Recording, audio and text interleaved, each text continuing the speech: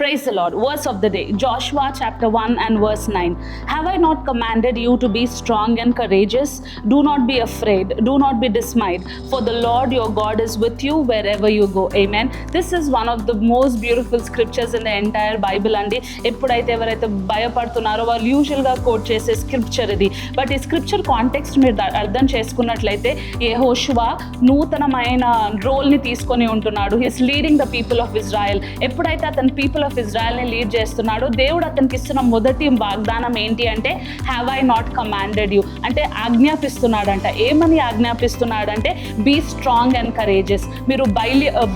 మీరు బలవంతుడుగా ఉండండి అని అంటున్నాడు. మీరు నిబ్బరం కలిగి ఉండండి అని అంటున్నాడు. ఎప్పుడైతే దేవుడు మిమ్మల్ని కొన్ని గొప్ప కార్యాలకు పిలుస్తాడో చాలా సిచ్యువేషన్స్ ఏ రీతిగా ఉంటాయి అంటే మిమ్మల్ని భయము కలగజేసే రీతిగా ఉంటాయి, మిమ్మల్ని ట్రస్ట్ లేకుండా ఉండే ప్లేస్లో పెడతాయి. అందుకే దేవుడు మొదటిగా యెహోషువతో మాట్లాడుతున్నప్పుడు ఏమంటున్నాడంటే బీ స్ట్రాంగ్ అండ్ కరేజియస్ అని అంటున్నాడు. So if you have been called for greater things, ఒకవేళ దేవుడు మిమ్మల్ని గొప్ప కార్యములకు పిలిచినట్లయితే మీరు ఎటువంటి ప్లేసెస్లో ఉంటారు అంటే ప్రతి ఒక్కటి ఆందోళనమైన ప్లేసెస్లో ఉంటారట. That is one of the symptoms and signs that you are called for something great. So దేవుడు యెహోషువతో మాట్లాడుతూ ఏమంటున్నాడంటే నేను నీ కొరకు సిద్ధపెట్టిన కార్యములు బహు పెద్దగా ఉన్నాయి. సో నువ్వు మొదటిగా ఏం చేయాలి అంటే నువ్వు స్ట్రాంగ్గా ఉండాలి అని అంటున్నాడు. And I believe that is the word for somebody today.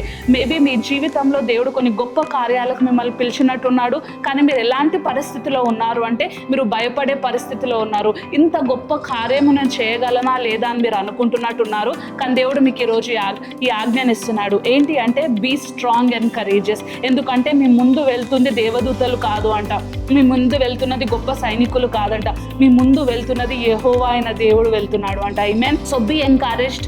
You can do all things through Christ to strengthen you. మీరు యేసుక్రీస్తు ద్వారా ప్రతి ఒక్కటి చేయొచ్చు అని వాక్యం సెలవిస్తుంది.